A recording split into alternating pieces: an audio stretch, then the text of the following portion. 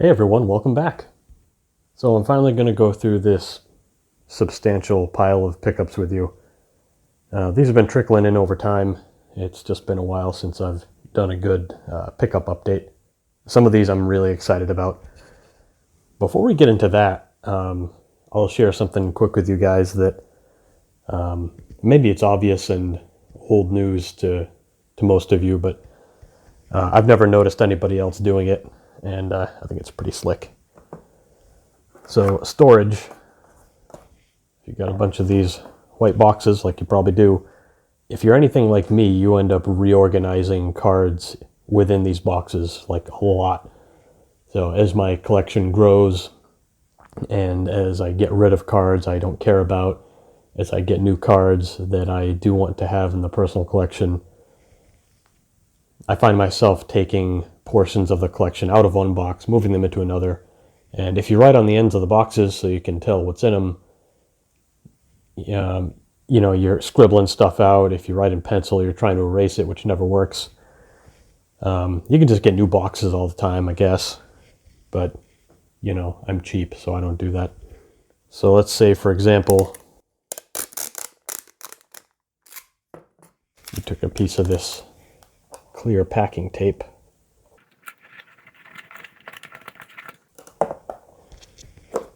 And you wrote on it the contents of the box.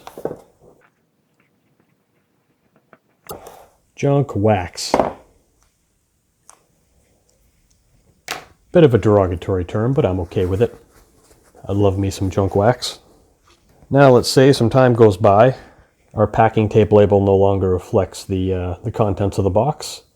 A little bit of regular old rubbing alcohol and a paper towel.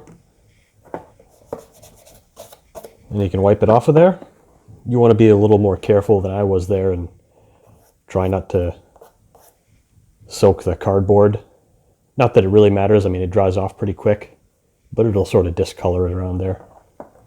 If you're using regular rubbing alcohol, it has some water content to it. It's not straight alcohol. It's alcohol mixed with water. So you want to dry off the tape after you wipe it too. Now you've got a clean label you can use to update the contents of the box.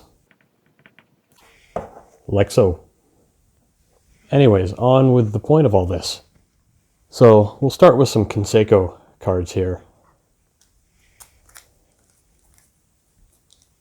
So I had been keeping my eyes peeled for the 86 Don Russ, and guess it was really that and the 84 Chong and a particular relic card that I was after.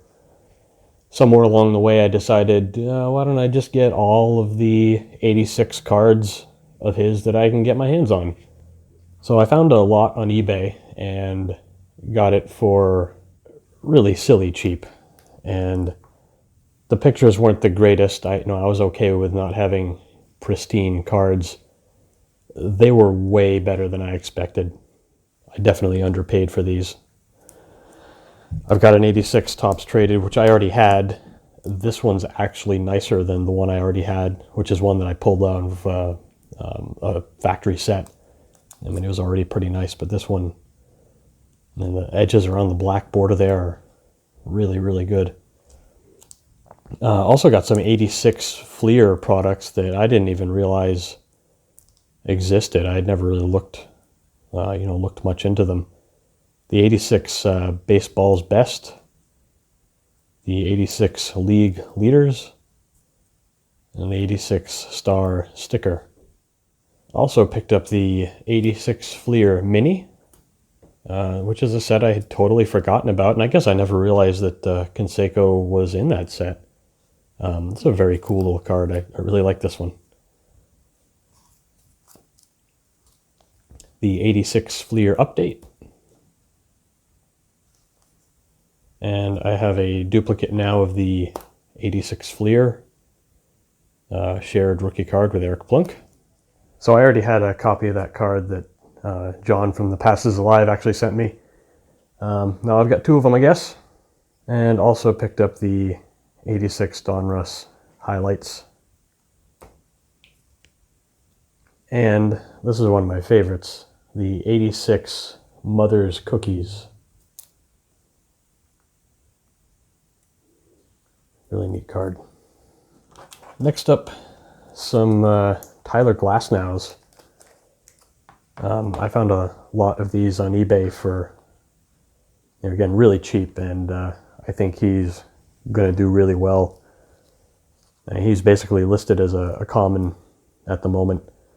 Obviously, huge potential, so I figured this would be a good time to pick up a bunch of his cards for cheap, and if he ends up working out, then awesome. And if not, then no huge loss. So start with just got some of his rookie parallels. This is actually the rookie debut from Update series. Really, that doesn't count, but there's some other cool stuff. So the Topps Chrome negative, the Topps Chrome pink parallel, and the Topps Chrome, what do they call that? The prism.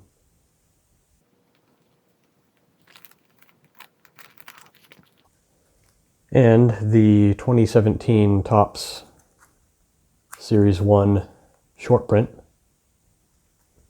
Pretty neat. 2017 Topps Chrome autograph. These suckers are really thick cards, the Topps Chrome autos. Didn't realize that. I had to put it in an oversized vintage top loader because the regular one, it just felt like abuse trying to get that card in there. So interesting. It's the first Topps Chrome auto that I've had. I didn't realize they were so much thicker than the regular cards. And the 2018 Topps Archives issue of the 2017, number 22 out of 42. So hopefully those will do something. And got a few cool cards that don't really have specific spots in my collection. So we got a 55 Topps Ted Williams. This is a super nice card. It just has a couple of unfortunate little creases in it right there, across there. Still real nice eye appeal, decent centering, especially for 55. You get back into the 50s and it's just diabolical trying to find well-centered copies.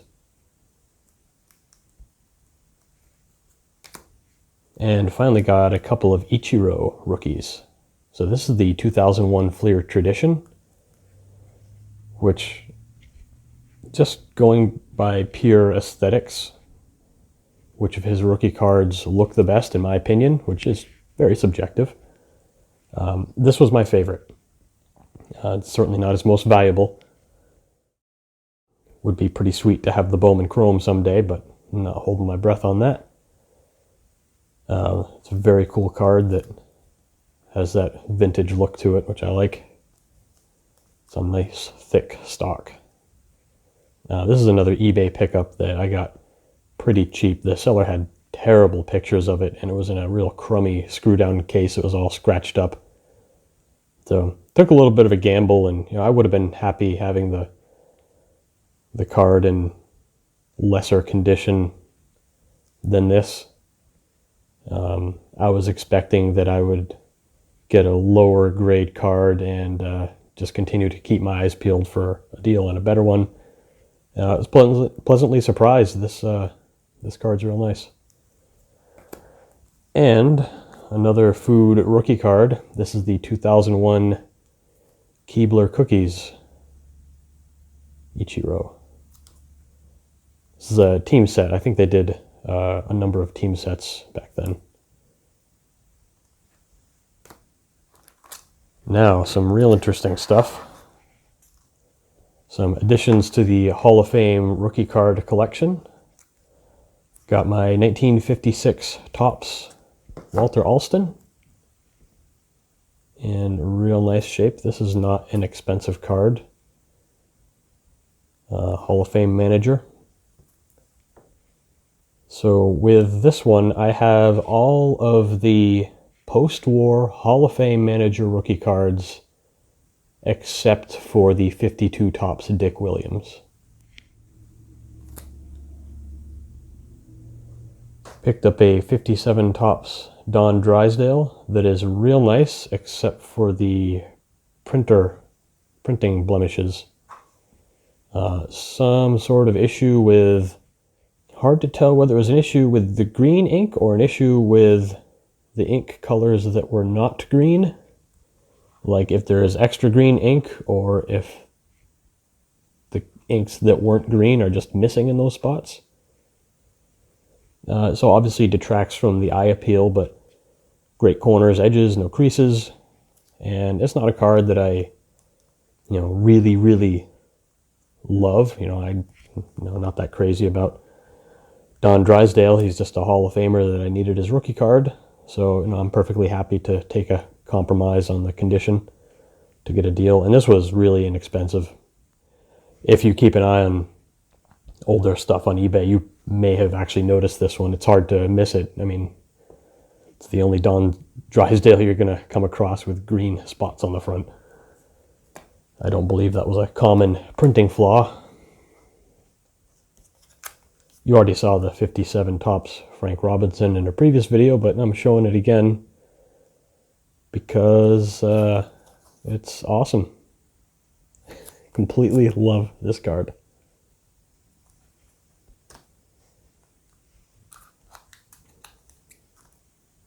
Got another fairly big one off the list, the 1960 Topps Carl Yastrzemski. This is another one that's stricken with fairly common printing flaws. And this one has, you can probably see it, the black dots. Kind of tough to find it without the black dots. They are out there, but find one without the black dots with good printing registration that's well centered. I mean, they get expensive. This is a real nice looking copy with no creases. Just a little bit of that black spotting. And this is another one from, like back in the day. This was an awesome, iconic card. So I'm really happy to have this one in my collection. 61 Topps Ron Santo. Gold Cup and his rookie card, which is always a neat thing to see. Another eBay pickup, and I assumed, based on the seller's feedback history, which I always go through when I'm ordering stuff on eBay, that I was going to receive a card that was not the one pictured in the listing. They didn't say that in the listing, but going through their feedback history, it sounded like a lot of people felt pretty burned by that.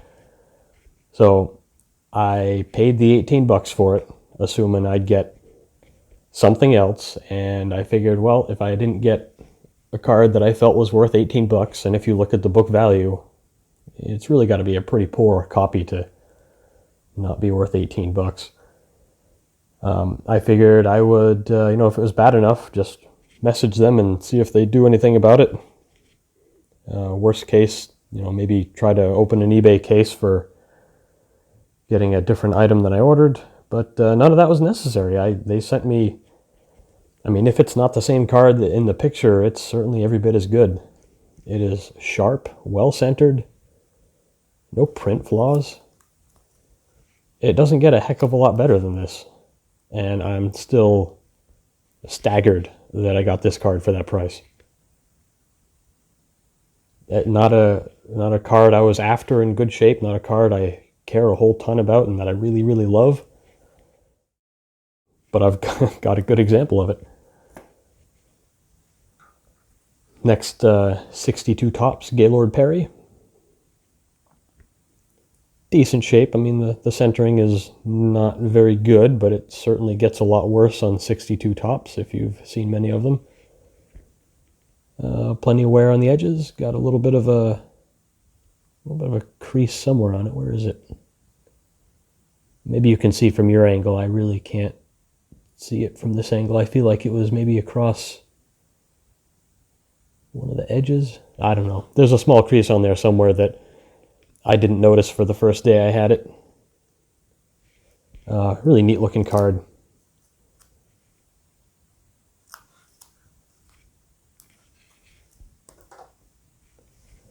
And I like the score traded cards. And this is the 88 score traded Roberto Alomar. I didn't go out of my way at all to get a graded one, but I think the book value on this card is $12 raw on the high end. This, unless I'm mistaken, was $6 plus a few dollars shipping. So it just happened to be in a slab also. And I really like the Beckett holders. I think we've talked about that before. Speaking of score traded, we got the 89 score traded Randy Johnson and the 89 score traded Ken Griffey Jr. I bought the set of these for, I want to say it was $2.20 plus a few dollars shipping, which was a ridiculous steal. It stated in the description that it had never been opened. It included all the cards, and I was half expecting, again, for the good cards to be pulled out and have to open a case or something, but no, it was certainly appeared completely unopened and had all the cards in it.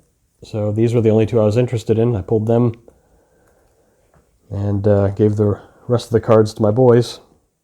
Of course, the Randy Johnson from 89 score traded isn't really his rookie. He had a card in the regular 89 score set as well.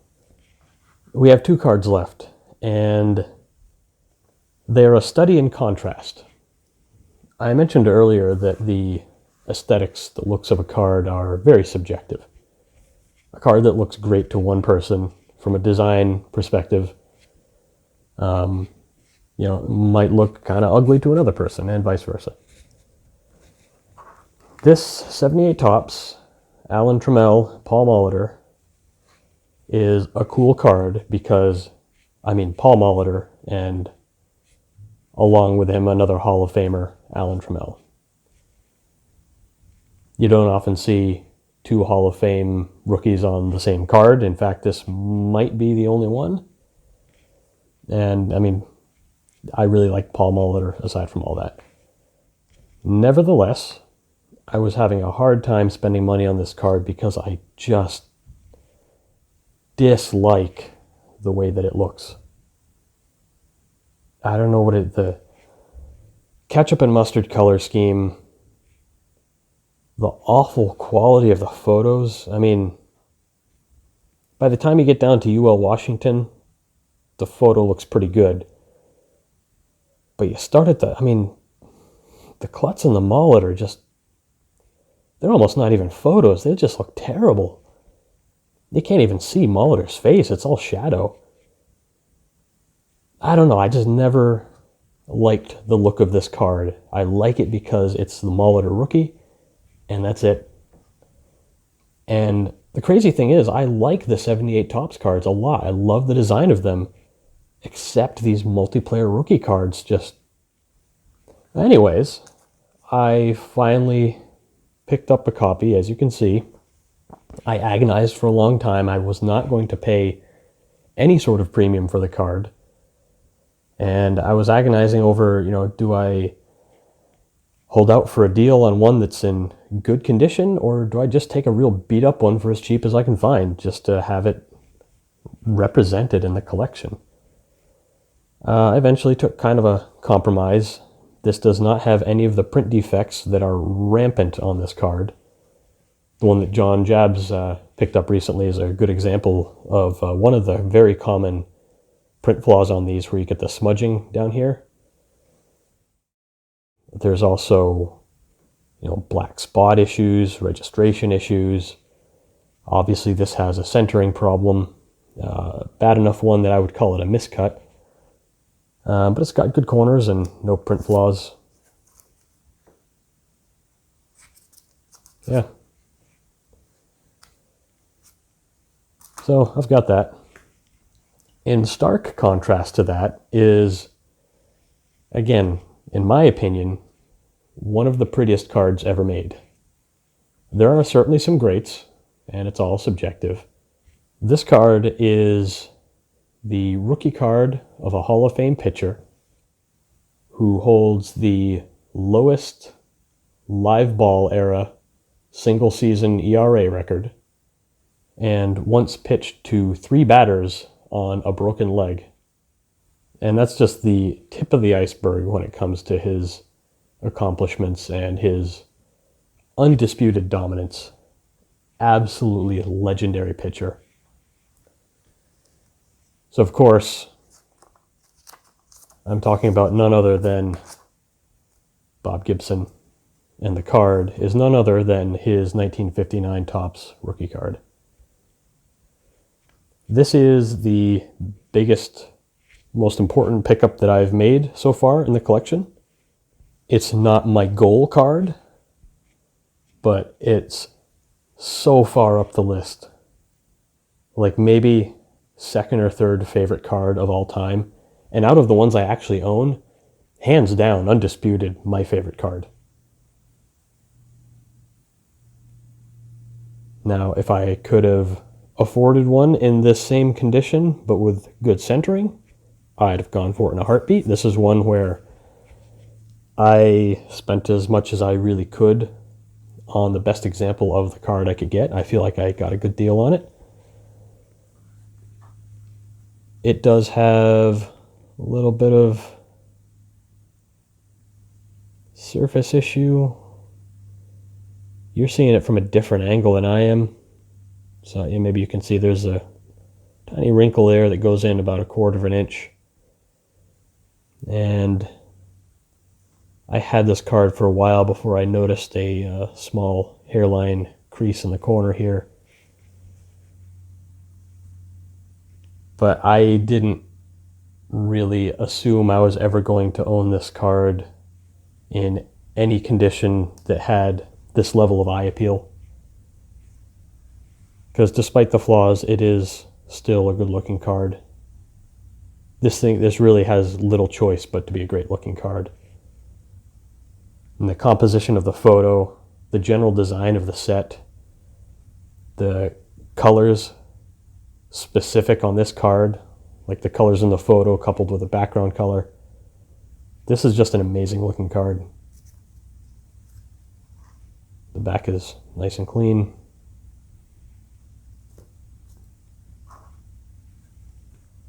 So that's my big pickup.